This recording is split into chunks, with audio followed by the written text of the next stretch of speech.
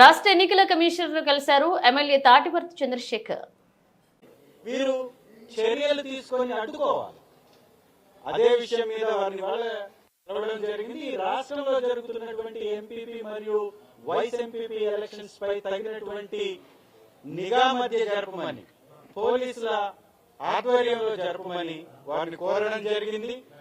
ఎర్రగొండపాలెంలో చేస్తున్నటువంటి ఈ అరాచకాన్ని ఆపమని వారిని కోరడం జరిగింది. నేను సూటిగా ప్రశ్నిస్తున్నా చంద్రబాబు నాయుడు గారిని, ఏ ఎంపీపీలు కూడా గెలవలేరా? మీరు ఎంపీటీసీలు కూడా గెలవలేరా? మీకు నిజంగా అంత బలం ఉంటే, ప్రజాబలం ఉంటే, ప్రజా ఆమోదం ఉంటే, మీది సుపరిపాలన అయితే, మీరు చేస్తున్నటువంటి పరిపాలన మీద మీకు నమ్మకం ఉంటే, మీరు నిజంగా రాజ్యాన్ని గౌరవించేటటువంటి వ్యక్తి అయితే ముఖ్యమంత్రి గారు రేపు వచ్చే 1 year తర్వాత ఎలక్షన్స్ లో గెలవచ్చుగా.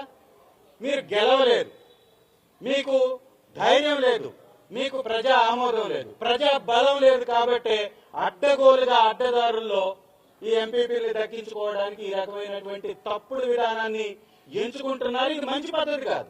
ఇది చూస్తున్నటువంటి ప్రజలు కూడా దీన్ని గమనిస్తున్నారు. ఇంత నిర్భయంగా, ఇంత నిస్సిగ్గుగా రాజ్యాంగాన్ని దుర్వినియోగం చేస్తున్నటువంటి ముఖ్యమంత్రిని ప్రజలు గమనిస్తున్నారు.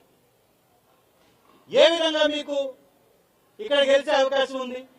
ఏ విధంగా మీరు మా అంజిరెడ్డి గారిని, ఎంపీపీ అభ్యర్థి గారిని ఒక అక్రమమైనటువంటి కేసులో, ఎస్సీ ఎస్టీ కేసు, ఎస్సీలని కాపాడడం కోసం, ఎస్సీల మీద జరిగేటటువంటి దాడుల నుంచి వారిని రక్షించడం కోసం పెట్టినటువంటి ఈ కేసుల్ని ఇంత అక్రమంగా, ఇంత వన్ సైడ్ గా ఓసీలైనటువంటి నాయకుల మీద ప్రయోగిస్తున్నటువంటి ముఖ్యమంత్రి గారిని తీవ్రంగా ప్రతి ఒక్కరు ఖండించాలి. వారి విధానాన్ని ఖండించాలి.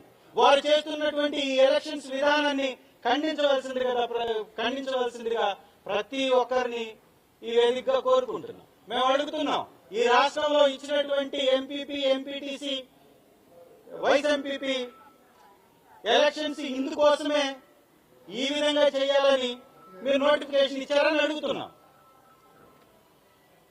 రాజ్యాంగబద్ధంగా నడిపేటటువంటి ధైర్యం మీకు లేదా అని అడుగుతున్నాం. ఇవాళ చాలా స్పష్టంగా అన్ని వివరాలు పొందుపరుస్తూ ఎలక్షన్ కమిషన్ వారికి వివరాలు అందించడం జరిగింది. త్రిపురాంతక మండలంలో ఉన్నటువంటి ఎంపీపీ విషయంలో కానీ, పుల్లల చెరువులో ఉన్నటువంటి వైస్ ఎంపీపీ విషయంలో కానీ తగిన విధంగా సెక్యూరిటీ భద్రత మధ్య మా ఎంపీటీసీల మీద కూడా ఈ పోలీసులు వ్యవహరిస్తున్నటువంటి తీరు పట్ల, పోలీసుల్లో మరీ ముఖ్యంగా పోలీస్ స్టేషన్ లో ఉన్నటువంటి ఎస్ఐలు, సిఐలు, వీరికేం పని? ఎలక్షన్స్ లో మీరు ఎలా ఇన్వాల్వ్ అవుతారు?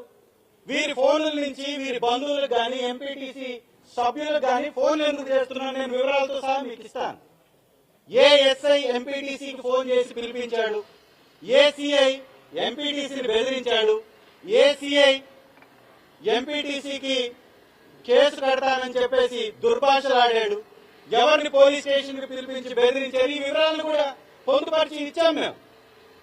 ఈ విధమైనటువంటి దుర్మార్గం చేస్తున్నటువంటి ఈ కూటమి ప్రభుత్వాన్ని ప్రజలు చీత్కరించుకుంటున్నారు. ఈ విషయం మీద ప్రజాస్వామ్యవాదులు కూడా పెద్ద ఎత్తున ఈ విధానాన్ని ప్రశ్నించాలి.